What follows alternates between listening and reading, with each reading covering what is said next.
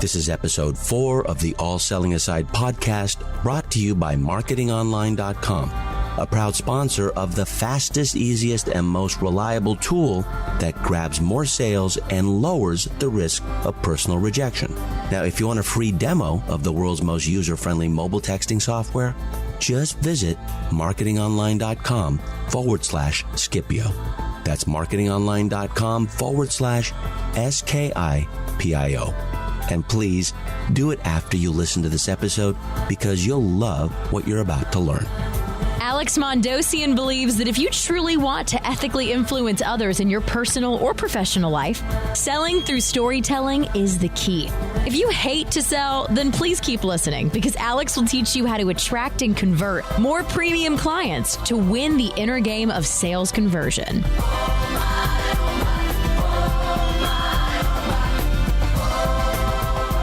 Welcome to All Selling Aside, the weekly podcast devoted to coaches, consultants, and other service professionals who want to get more premium clients but don't really enjoy the selling process. Now, if that sounds like you, all you need to do is lean forward and listen carefully, and you don't even have to take notes, because I've paid a professional note taker to do that for you. The notes are available when you look for this episode at allsellingaside.com. And please do that when you're done listening. Now, although ethical influence is central to our discussions, you and I will also explore other fascinating and important topics, such as growing relationship capital, virtual presentation strategies, finding JV partnerships, principles of karmic marketing, and content repurposing strategies. Now, that's just to name a few. In this episode, you'll learn 3 key insights which I believe are critical to making you a highly skilled ethical influencer. You'll discover that what you sell isn't as important as how you sell it. You'll learn that context is more decisive than content when it comes to ethical influence. And you'll also find out why expanding your comfort zone isn't as terrifying as breaking through your comfort zone. Again, please lean forward and listen carefully, because this episode could have a significant impact on how you can quickly and easily win the hearts of others.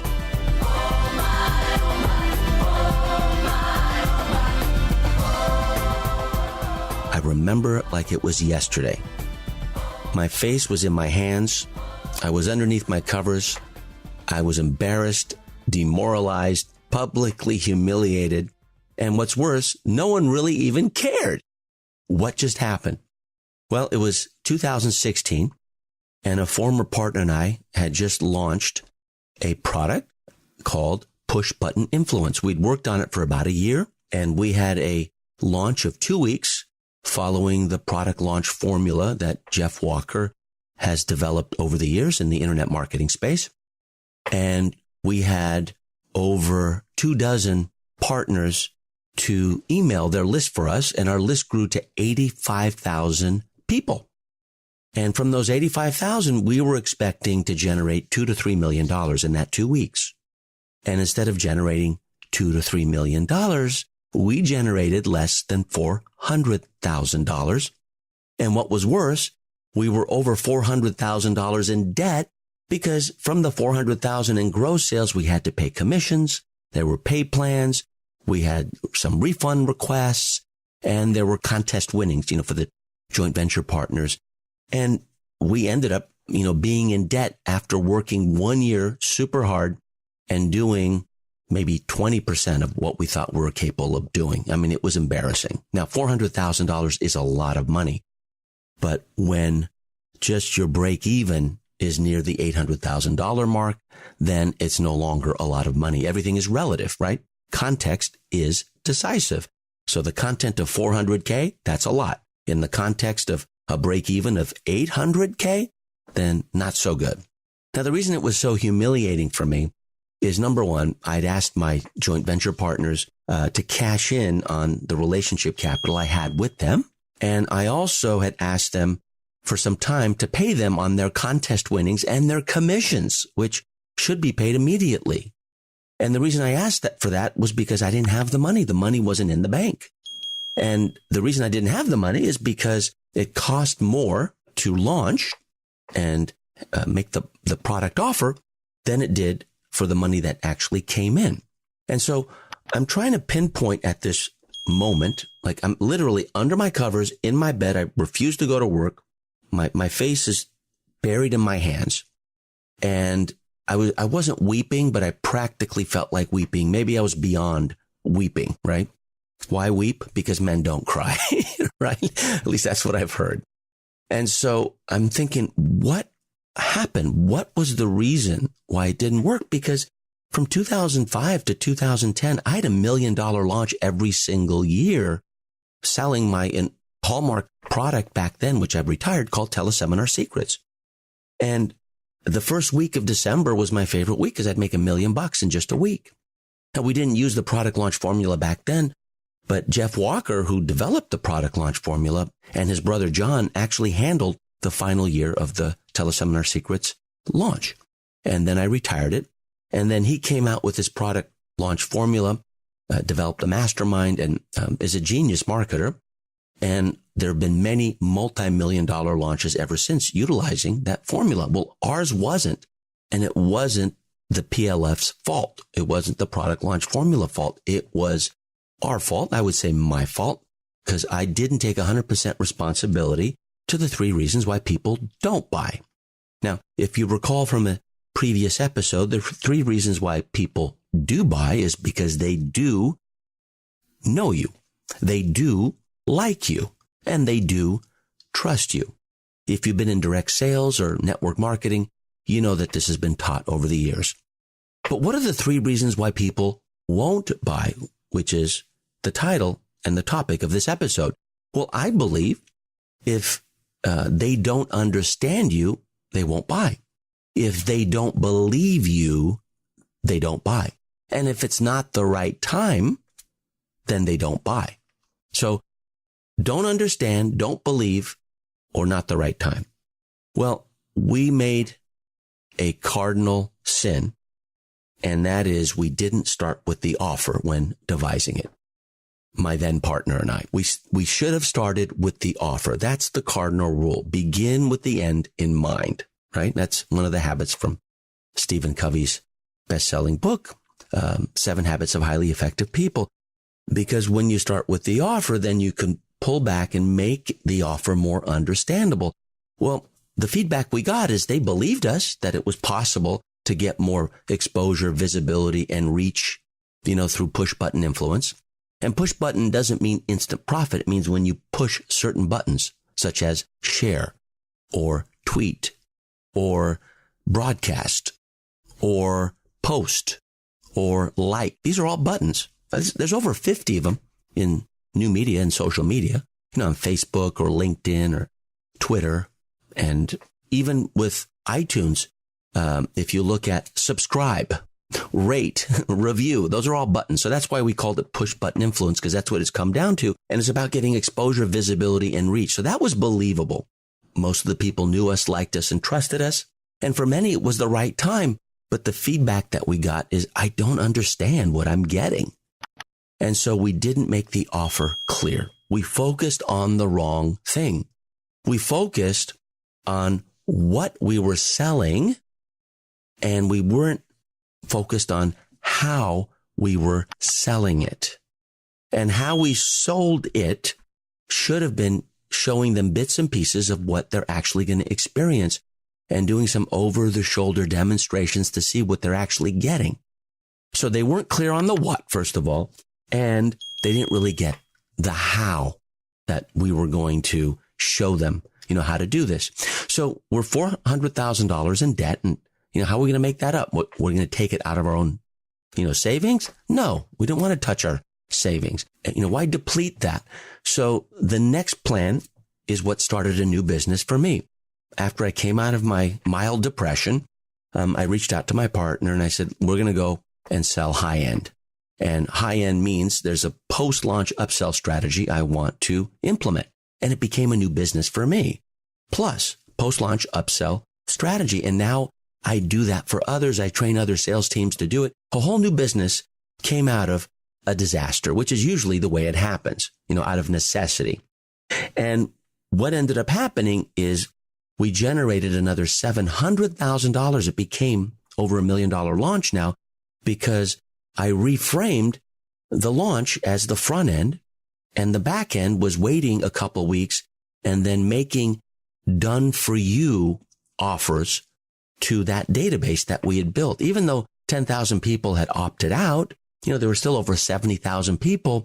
And from that group, there was over $700,000 to be generated in the next 6 to 12 weeks, thanks to another former partner who helped the selling process. Now, I have my own sales team now, and we do it through Zoom and other video conferencing systems. We don't like to use the phone because people get to multitask. And the back end is not the topic of this episode, but what is that understand that if you start with your offer first, then you can start with your highest end product. Even if you don't have one, then go down from there. So there's a $100,000 offer we have, a $30,000 offer, a $12,000, and then the launch product was $2,000 US. And, we got people for the 100K and the 30K, and no one bought the 12K. It was amazing.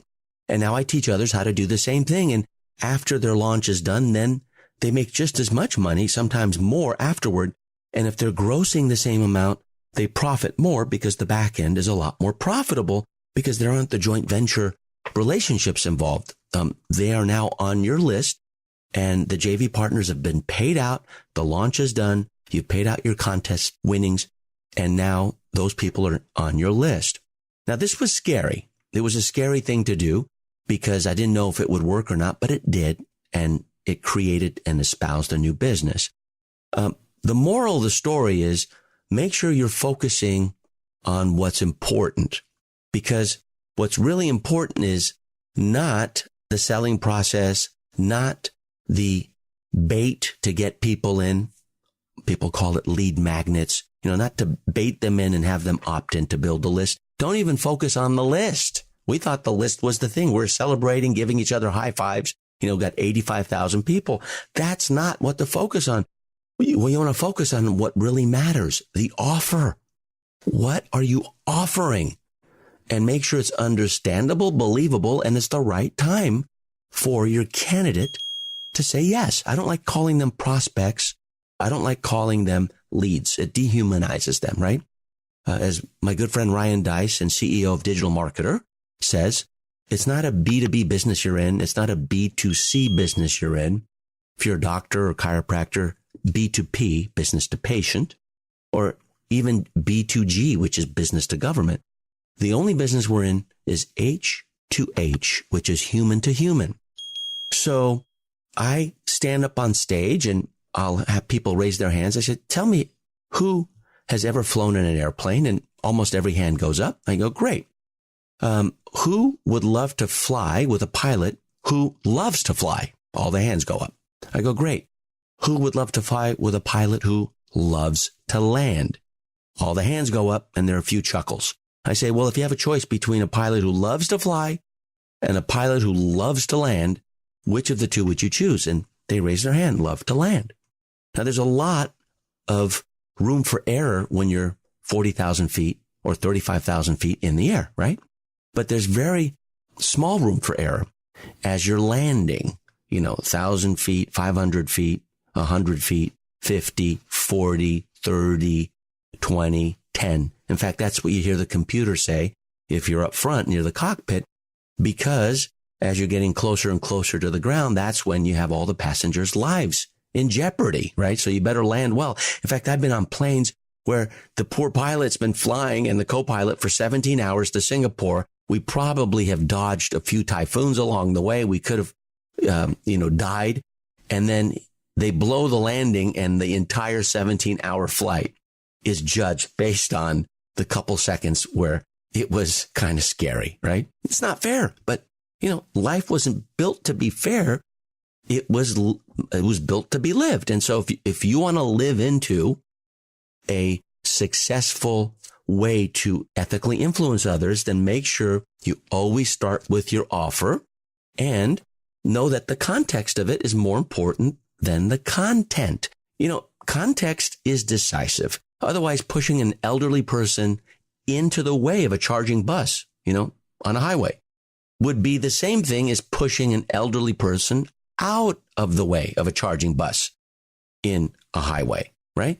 So one, you're putting that person's life in jeopardy. The other one, you're saving the person's life. But if context didn't matter, you could just say, hey, I'm just pushing an elderly person around. Why elderly? Because it's more graphic, so you'd remember it. So context is decisive, and how you frame your offer determines the response.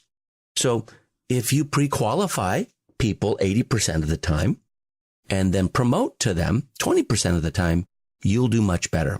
These days, I'm hired to do high-end offers from a panel setting. In the morning breakfast at 7 a.m., people are showing up at a seminar, and they show up at 7 a.m. They've been invited because they know they're going to get enrolled or attempted to get enrolled into a mastermind, $25,000, $30,000.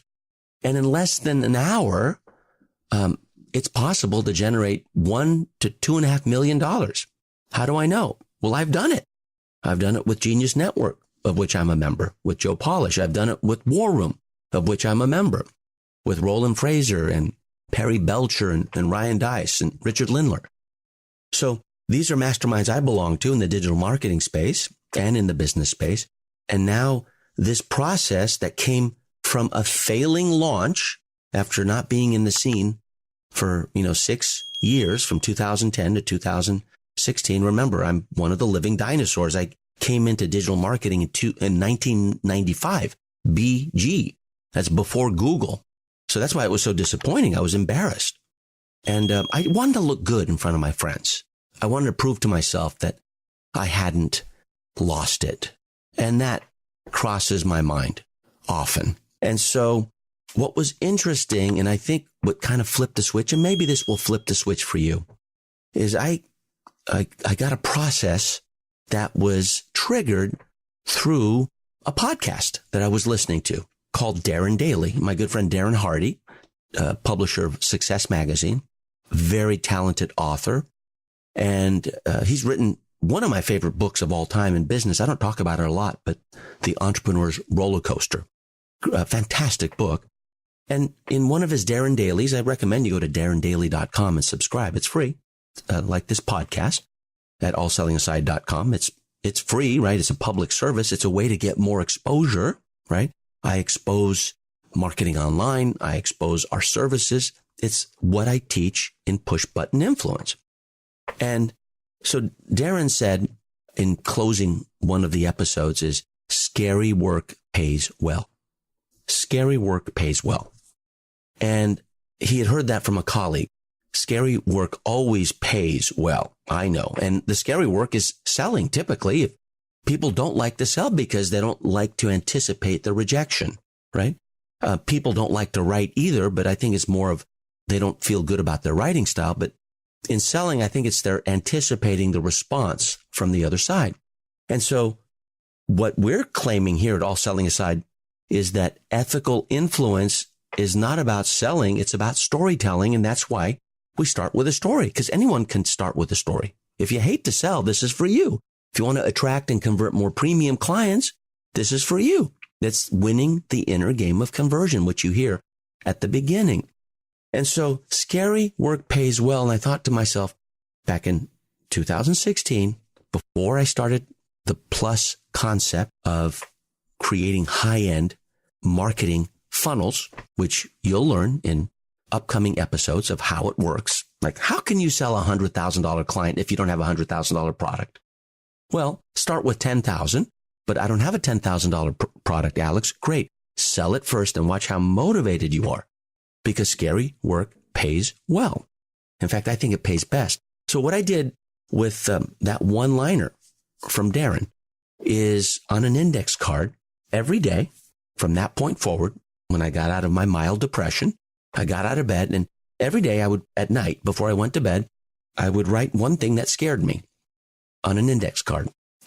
And then on the other side, I wrote the reason why that thing scared me. Usually it was maybe calling someone or doing something I didn't want to do. Usually it dealt with people. And then, so on the front, it was whatever it was that scared me, on the back, why it scared me, which usually is an unsupported belief. And then when you compile these and don't throw them away, after 30 days, you look back and you've expanded your comfort zone. Again, like a balloon, it doesn't come back to the original size. You haven't broken through, because I think that's too scary, even though there's a lot of teachers who say, break through the comfort zone. I say, you know what? Let's frame it another way, right? Framing. Let's expand the comfort zone. And so when I look back, what scared me 30 days ago, well, fear, moving through it, it's, expanding through that. It's like working a muscle. And so you actually get good at doing scary stuff. And so if you keep those index cards over the course of a year, what scared you a year ago is going to look silly. And that is my wish for you today, right here and right now, because selling is fun if you pre-qualify the majority of the time and promote the minority of the time.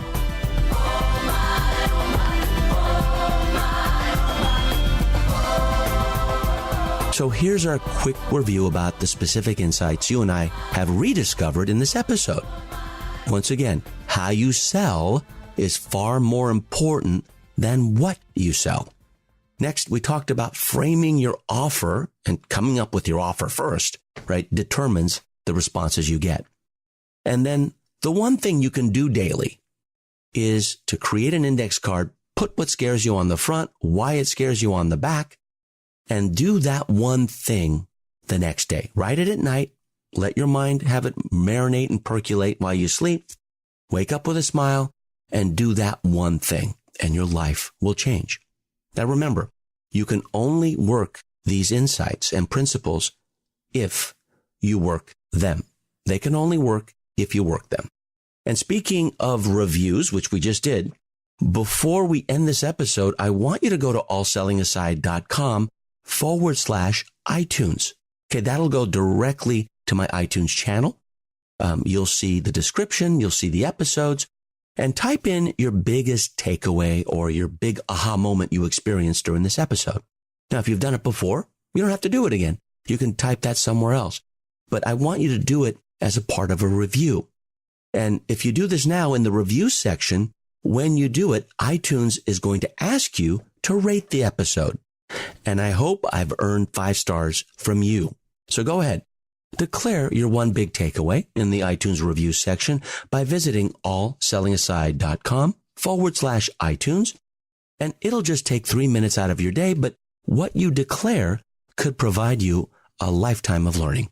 And I have one final gift to give you in honor of my 4th episode of All Selling Aside, and that's a complimentary copy of my ebook that's titled Alexisms, Useful Lessons from a Recovering Serial Entrepreneur. That's me.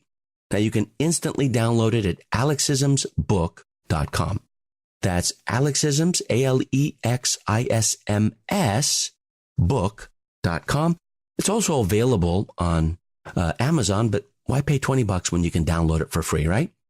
And that does it for this week. I'm Alex Mandossian, and I hope our paths cross again next week for All Selling Aside, the show dedicated to making ethical influence within your reach so that you can achieve and even exceed your sales potential. Now, do whatever it takes to join me next week, because our topic will be Galileo's famous 3.4-second sales pitch. And I encourage you to invite a friend or maybe bring a study buddy. It's always fun to study or do this with others. Now, I can't wait to connect with you then. All good wishes.